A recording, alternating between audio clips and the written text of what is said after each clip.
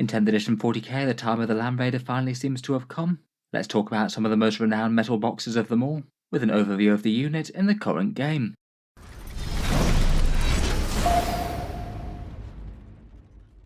Hello and welcome back to Auspex Tactics, where today we're talking Land Raiders, and in this video I thought we'd do a focused overview of the unit, primarily focusing on the actual core Space Marine datasheets, first going over the plight of the Land Raider in previous editions, a quick talk about the models, and then going over the rules and stats for the Space Marine forces and the various synergies that they have, before briefly talking through the Land Raiders of other factions. Loads to talk about, so let's jump right into it, and talk about the ultimate in Space Marine Shock Assault Transport.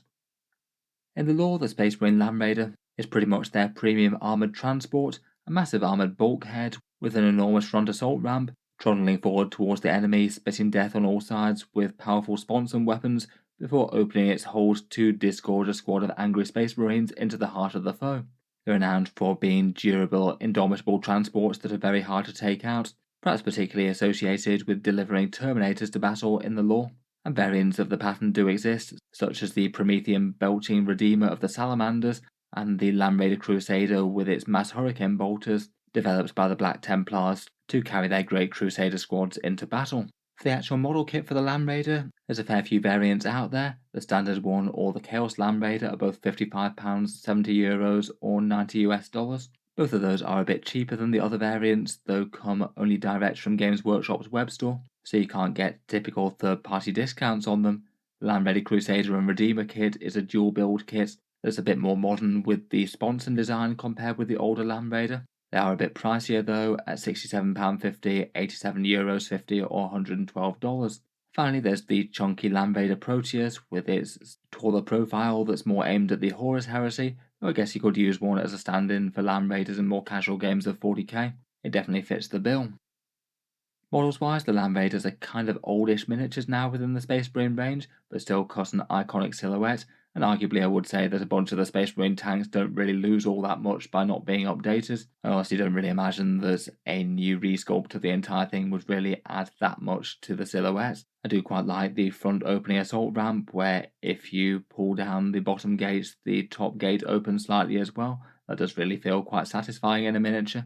Though it does look like people have been struggling to get a hold of these in 10th edition. Supply issues have been a problem for 10th edition, given that they had a bit of a spike in demand, given that they became so much more relevant again. Though it does seem that a bit more supply is getting out there. I'm kind of curious to see what happens when Games Workshop do decide to update the core Space Marine tanks. I feel like the Land Raider is safe enough that they wouldn't retire this and just say that you've got the Repulsor now. That would seem kind of ludicrous to me. I could see it perhaps being adapted for use for Primaris Space Marines though. I guess that might make more of an impact to the top hatches and things more so than anything else on the transport. Doesn't really feel like a high priority one that they need to update or anything though to me. In any case, if you were looking to pick up a Crusader or Redeemer at a slight discount, various places do have money off them. Element Games in the UK, Gap Games in Australia, or Fenris Workshop in Canada, all of them can be places that you could back order them and save a fair bit of money compared with Games Workshop prices. There'll be links down in the video description and they help to support the channel. As mentioned, I do think it's quite nice to see Land Raiders actually being credible again. In 9th edition, Games Workshop just managed to keep spectacularly failing at getting them to do their job. And it felt like whenever I made tier lists of different armies miniatures, Land Raiders would generally tend to be right at the very bottom for each faction that could take them. Firstly, they couldn't transport Primaris, which has fortunately been reversed now. That locked out a lot of interesting units that might want to use them straight out the gate. In 9th, they didn't really tend to add any sort of speed to their transported unit, given that their move of 10 inches wasn't really that much better than a standard move and an advance, and they always tended to be pointed at a price tag where you both had to make use both out of their big guns and out of their transport capacity, but the two were kind of at odds. If you move them up towards the enemy, then they tend to get locked up, which in 9th edition was a much bigger deal. Being tagged by a unit of chaff could really limit what they could shoot at, and on that bigger unit that's kind of a big deal where you could have that many guns locked up quite so easily. They didn't always necessarily make the units that they were transporting particularly tougher. Terminators and things have fairly good durability in their own right, and certainly did so in 9th edition as well. And it didn't even seem to be enough when the Chaos Space Marines and World Eaters Land Raiders got some big stat line buffs, going up to toughness 9 and damage d6 plus 2 las cannons. They still weren't played competitively. In 10th edition though, Games Workshop does really seem to have taken a look at all of those problems and tried to make them work as a unit again. compared with 9th, when perhaps the main issues were that they didn't really add speed to the units. Now they definitely do due to assault ramp, and due to the way that the 10th vehicle rules work. Being locked up in combat isn't anywhere near as big an issue as it was. They will take a -1 to hit penalty, but can still be shooting at other things that are out of combat, which is really quite a big improvement, which means they're not going to be stuck shooting at cultist chaff if something does happen to tap them in melee. Getting onto the actual current rules though, this is the datasheet for the Space Marine Land Raider in Warhammer 40k. We'll take a look at the regular Codex variants first, and then talk about the other variants from the various different armies at the end of the video. At time of recording, this one's 240 points for a big chunky tank, toughness 12, 16 wounds and a 2+ save keeps it really quite safe. Las cannons and things will only be wounding it on a 4+, and the 2+ armor save is really quite nice with cover, meaning that you might still be saving AP3 on a 4+, potentially even better if you use Armour of Contempt on it. It moves 10 inches, and it is really quite a big chunky tank model size-wise, which means compared with some you would have to be at least fairly aggressive with it, and you're not going to be able to hide it behind terrain if you want to have it moving up the board efficiently. That's kind of expected for a Land Raider though, you wouldn't exactly see them hiding away in the lore. Otherwise it's Leadership 6 as you'd expect, and Objective Control 5 genuinely can add a little bit more weight to objectives. It is kind of likely to be moving up to deliver melee units, and might well be able to hold a point, or at least put a bit more OC there on a unit that's hard to deal with. For its transport capacity, the standard Land Raider has a capacity of 12, which does mean that you could have a 10-man on foot squad with 2 characters attached if you wanted, but various things take a little bit more space. Jump Pack, Wolfen, Gravis or Terminator models all take up the space of 2 miniatures in there, and Centurions take up the space of 3. It does mean that the standard Land Raider's transport capacity could be an issue for certain units, say 6 aggressors with a character attached, they wouldn't be able to fit there. So that's one win for the other variants like the Crusader and Redeemer. You could transport ranged units in the Land Raider, but the Land Raider's big advantage I think comes from the assault ramp, which makes melee units so good with it. For most transport vehicles, if you move and then drop the units, they won't be able to charge after, but the Land Raider's assault ramp rule breaks that, and it means that between a 10-inch move, a 3-inch disembark, then an average 7-inch charge, you'd have a theoretical average charge threat range of 20 inches if there's no terrain in the way at all, and the opponent couldn't be 100% safe until they were greater than 24 inches away. It means that in theory, if this thing is on the edge of your deployment zone, it's going to be able to threaten to deliver a scary melee unit to the vast majority of no man's land, and gives it quite a nice advantage for transporting squads that can threaten to charge into melee, even if it still is kind of fine for delivering ranged units or hybrid ones like aggressors. For its weaponry, the Land Raider's got a fair bit of threat in its own right. 4 las cannon shots that don't have twin linked or anything. That's rarely a bad thing to have, and given the Land Raider's going to be moving up the board, it might be able to get interesting lines of sight that your backfield tanks might not be able to see. Then a whole bunch of secondary weapons, a twin heavy bolter and a storm bolter for a little bit of infantry killing, a multi-melter to threaten elites, or could be lucky enough to get a big damage result off if you can get it to wound a vehicle or something when it's up close, and a hunter killer missile for an extra 1-turn punch of strength 14 and damage d6. Even when it's dropped its transport occupants, it can't exactly be ignored, and it seems like with current points cost, it looks like it's got the right sort of value where it's still going to add a lot of threat to the game even after its transport contents have been used. It's not going to be out shooting dedicated gun tanks in a straight fight as you kind of expect, but it's really not enormously far behind given its big durability. In combat, if it does wind up there, it'll average you 3 hits at strength 8 as it hits on a 4+. That could be enough to run over a light infantry or 2, and I guess you could threaten a bit of tank shock if desperately needed. You'd get around about 3 or 4 mortal wounds on average if you tank shocked something that was less tough than it is strong. Otherwise, for the other Land Raider datasheets in Codex Space Marines, the Land Raider Crusader is 230 points at time of recording. That swaps out the 2 pairs of twin las cannons for 2 hurricane bolters and then a twin assault cannon instead of the heavy bolter, and it comes with an upgraded transport capacity of 16 rather than 12. Going up to 16 is relevant if you wanted, say, an aggressor squad with 2 characters attached. It means that you could have an apothecary, biologist, and maybe a captain. I'd argue that probably the twin assault cannon has better value over the heavy bolter for me. Though I'd probably say the hurricane bolters are less valuable than the 2 pairs of las cannons, unless you happen to be running an army that's already absolutely overflowing with anti-tank and you already have that niche more than covered. Finally, there's the Land Raider Redeemer at 260 points. This one again gets the assault cannon on the hull, a slightly increased transport capacity. This one can transport 14, so a maxed out aggressor squad with one attached character there if you'd like. Certainly the big draw to this one are those enormous flamestorm cannons on the sponsons though, which are really quite savage damage output. Each one of them gets d6 plus 3 hits on the enemy at strength 6, AP minus 2 and damage 2, averaging around about 13 auto hits overall, which means that for one command point, overwatching this thing is absolutely brutal. It is quite likely to be in a good position to overwatch as well if it's rolling up to transport units to the front line. If you can part this so it's got line of sight to every point of an objective marker, you could potentially barbecue enemy squads trying to walk up to capture it. Between the three variants for Codex Space Marines, I'd rate the Redeemer and the Standard Land Raider as the standout ones, mainly just due to the types of damage that they get. The Flamestorm cannons are pretty immense, though they do cost a bit more than the Standard Land Raider, and getting a whole load of focused anti-tank is really nice on such a big tough unit. The Crusader is the one that I'd rate as the most niche, just due to those Hurricane Bolters being good against certain targets, but kind of bad against anything that's either got high save or high toughness. Not quite as general purpose as the other two, though occasionally it could be alright if you've got a specific unit that you need to transport that needs those 16 transport slots. Overall, for pros and cons, the Land Raider is solidly tough, has a 2+ save that works nicely with Armour of Contempt, cover, and perhaps the smoke stratagem if needed, has fairly good damage output in its own right, not standout bad, and has a big transport capacity, often able to transport something of comparable sort of value to itself, which I think is kind of a positive. It usually makes more sense to have more value of the unit inside the transport compared with the transport itself.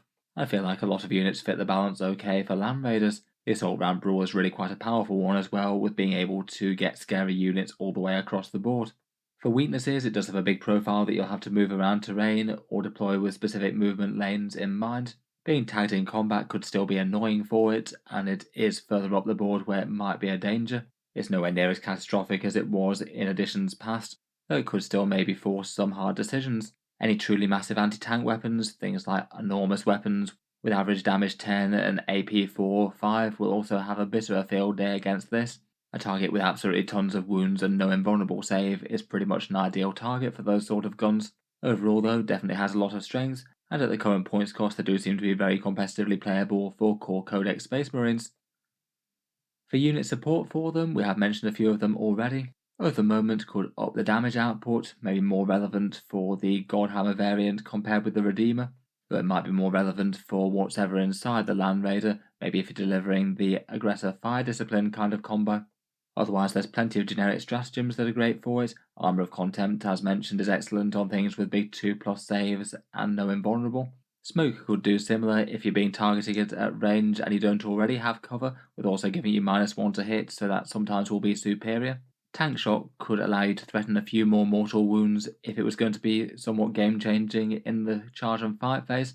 And Overwatch could be fairly big on any of them. Obviously it's massive on the Redeemer, where you'd be able to potentially cook entire squads that try to take objectives, but even hitting on 6s, firing off 4 last cannons, a multi-melter and a twin heavy bolter does at least have a reasonable sort of chance of taking down, say, an enemy vehicle without many wounds left. It is quite a big chunky unit to threaten Overwatch with.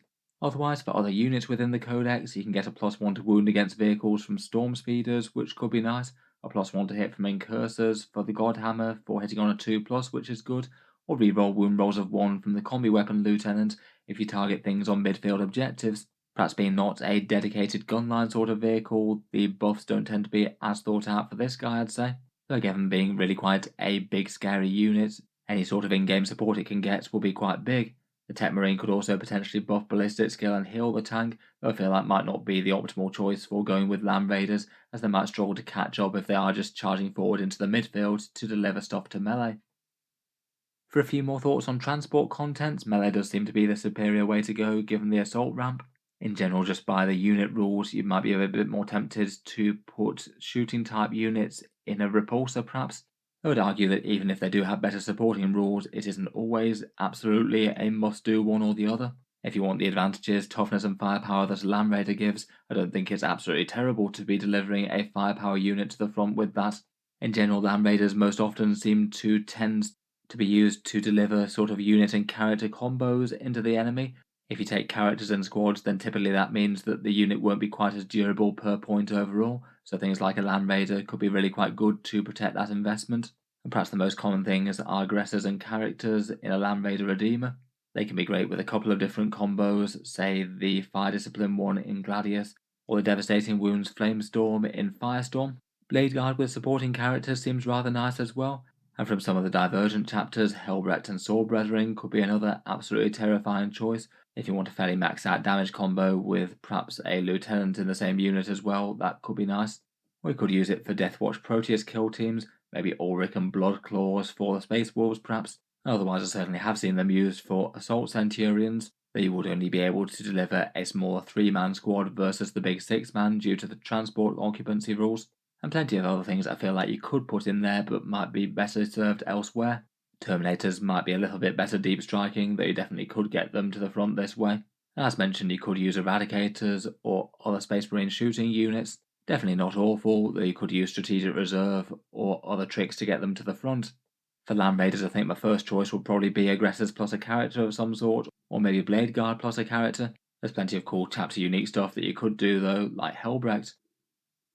For detachments, the Firestorm Assault Force feels like it's great combos with a Land Raider. It's a transport vehicle and those of their stratagems revolve around those. The Advance and Shoot could be okay if you're not planning to drop a unit out this turn. It just seems all around excellent for the Land Raider Redeemer. You get Strength 7 Flamers at close range, plus the option to flex into the Devastating Wounds Torrent stratagem if it made sense, if you needed yet more burning. You could definitely deliver Aggressors or Furnace Marines to use the Torrent stratagem as well. Otherwise, Ironstorm Spearhead seems usable enough. The single reroll damage boost will be quite nice with the Godhammer Las Cannons. It's a very good target for vehicle stratagems, maybe the sustained hits one with Mercy as weakness, or auto-exploding if you happen to be in the right situation. Land Raiders could go up with a big bang at d6 mortal wounds. Gladius maybe feels like the other obvious one. You could maybe have a turn of fall back and shoot, which could be handy from tactical doctrine there. And as mentioned a couple of times already, the Fire Discipline combo with Aggressors with an Apothecary Biologist, perhaps in a Land Raider Redeemer, seems like one of the best ways to get them there. That is really quite powerful stuff. Move 10 inches and drop them out 3. Pulverize something with their shooting with the big sustained lethal hits combo with a little stratagem investment, and then if there's anything left within range, they can go on to charge it, getting a pretty maximal crazy turn worth of damage dealing. I'd say that those 3 are probably the standout ones. Otherwise, Vanguard Spearhead could definitely add a bit of durability at range with stealth and cover. First Company could be good to deliver some veterans like the Blade Guard. Anvil and Stormlance maybe don't feel quite as good a fit maybe, given that Anvil all relies on everything staying still to get advantages, and Stormlance maybe feels like there's a bit of anti-synergy with the Land Raider. You having the detachments that gets you the advance and charge, so maybe you don't really need to buy in a Land Raider to deliver combat units into melee. Beyond that, a few chapter-specific things could be relevant. Certainly any fighty characters are rather nice. Deathwatch could deliver a tooled-up Proteus kill team into the enemy, which could be kind of fun. Fearsome firepower and melee with their heavy thunderhammers. And their detachment could give the Land Raider some damage boosts. Black Templars it's very fluffy and appropriate for, particularly the Land Raider Crusader for them. They could give the Land Raider a 6+ feel no pain, and Helbrecht and Sword Brethren do seem like quite a good choice for it if they're not going in an Impulsor or something.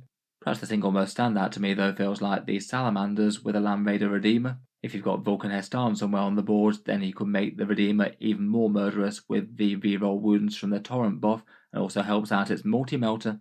If you did want something to put inside it, Adrax Agatone with Blade Guard seems like a genuinely great choice there. Again, massive amount of just raw melee might, and he leads his squads to reroll the wound roll in melee, meaning that they're pretty capable against just about any target.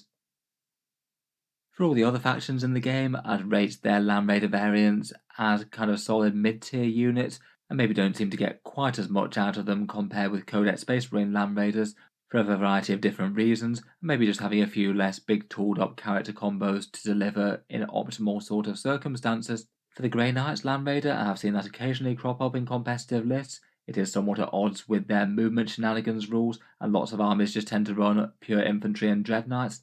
I feel like it's maybe not too bad as a bit of a counterpoint to the movement shenanigans though. You might have limits as to where things can drop, or not actually be able to deliver stuff to melee quite as reliably with that. So having a Land Raider down the centre of the board could be quite a reliable anchor to a force. And perhaps in particular the Grey Knights might be tempted by a few las cannons to add into the mix. They are kind of known to struggle a bit with any high toughness enemy armour. Probably Terminators or maybe Purifiers seem like the best bets to deliver to combat for me. And they do have their own Land Raider Banisher variant, but I just don't think it's as good compared with their Redeemer currently.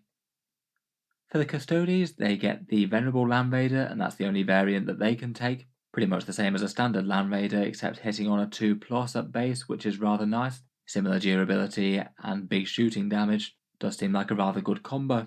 Custodies do have the advantage where they can put really quite a lot of points of models in a single Land Raider if they want to, given that a Land Raider can take 6 Custodians, which is a fairly intimidating little unit for them. Despite this, the Custodies Land Raider doesn't seem to see enormous amounts of play. I kind of feel like that's partly because they're an army that just perhaps doesn't really need the durability that the Land Raider brings. They're already very sturdy infantry with high toughness, a 2+ save and a 4+ invulnerable, and some good wounds. So it often seems that to be the argument that if you want them, you could just get more of them, rather than paying slightly higher to deliver them to combat at long ranges. I guess they're also competing with things like the Blade Champion to get them into combat very quickly as well. Otherwise, looking at the force of the Dark Gods, the Chaos Space Marine Land Raider has its main advantage in getting Dark Packs, which really gives quite a nice advantage getting either big sustained or lethal hits, and other advantages from marks. The mortal wound damage that it might take maybe isn't quite so ideal for it, but in general I'd say it usually adds up to be worth it. It does seem though that compared with other transports, Chaos players seem to want to focus more on the infantry and less on the big tanks. Chosen might in theory be one of the best things to put in it, but they seem to be more happy in rhinos, keeping things nice and cheap. Where I think part of the issue with taking a Land Raider is that Chosen already get Advance and Charge on their core datasheet, so they already have quite a lot of speed, maybe meaning that the Assault Ramp rule just isn't quite as meaningful for them. Otherwise you've got things like Possess that can already move pretty quickly, and Terminators that can teleport. I'd say that while the Chaos Land Raider really is quite a good datasheet, particularly with all the damage output, it might mean that it's just not quite as commonly taken for those reasons. The Thousand Suns again has a slight advantage in it gets Inferno Combi Bolters and Heavy Bolters for a little bit more AP there, which is fun. Again, I'd say its issue is more choice of squads to transport. Scarab Cult can teleport, and Rubik Marines don't really value the assault ramp due to not wanting to be in combat quite as much. And again, they can take the much cheaper Rhinos for shooting delivery. The Death Guard variants get lethal hits, heavy and combi bolters with its plague weapons, and I guess the main choices here will be delivering either Death Shroud Terminators or Plague Marines with a more melee configuration. Again, just kind of issues with optimal unit size. Death Shroud could be run as a unit of 6, but then you wouldn't have any space for a character in the same Land Raider, which is annoying. Kind of a shame that one, as despite being able to teleport in if they want to, they could be a unit that you could conceivably want to deliver quite quickly at long range. Plague Marines again are competing with Rhinos. Blight Lords at time of recording are a bit on the overcosted side, but I guess we'll see if that changes with the balanced data slate. Finally, the World Eaters one, again I would say is playable. It gets the Blessings of Khorne that could help out with a slightly boosted move characteristic or Feel No Pain. Again, just feels like a unit that's kind of fine and faces stiff competition from other choices. Khorne Berserkers often tend to prefer to be run in Rhinos and kept kind of cheap. At time of recording, they're not usually used as the mainline damage dealers versus 8-bound, and the 8-bound themselves already have good movement characteristics and seem happy enough to foot slog given the Blessings of Khorne and particularly the Advance and Charge that they can get. Again, with army-wide Advance and Charge, it perhaps just means that the Land Raider has a little bit less point as its Assault Ramp rule is kind of countered by that, though I still wouldn't rate it as a bad unit for the World Eaters. Otherwise, with all this talk of competitors within Codex Space Marines, there are a few different options for transports. The Rhino's kind of rarely played given there's so few Firstborn Marines around and it's still locked to transporting them. The Impulsor does have some issues with squad size selection, which can make it bad for putting Blade Guard in it, which is a positive in the Land Raider's favour for using it for them. And otherwise you'd have the Big Repulsor, which is a bit cheaper at 190 points, a fair bit less tough though, only having the 3+ save. And if you want a more ranged unit that you can defend from charging, that one might be the one to go for, as it can jump them back in after they get charged. I feel like Space Marines maybe have the right balance of very valuable character combo sort of units where they are kind of fragile and really value a Land Raider to move them up the board and get them where they need to be. If you don't have other options for getting them there, maybe things like Advance and Charge natively within the army, or other rules to teleport things around, maybe Blood Angels, Librarian Dreadnoughts, or Uriel Ventress or things.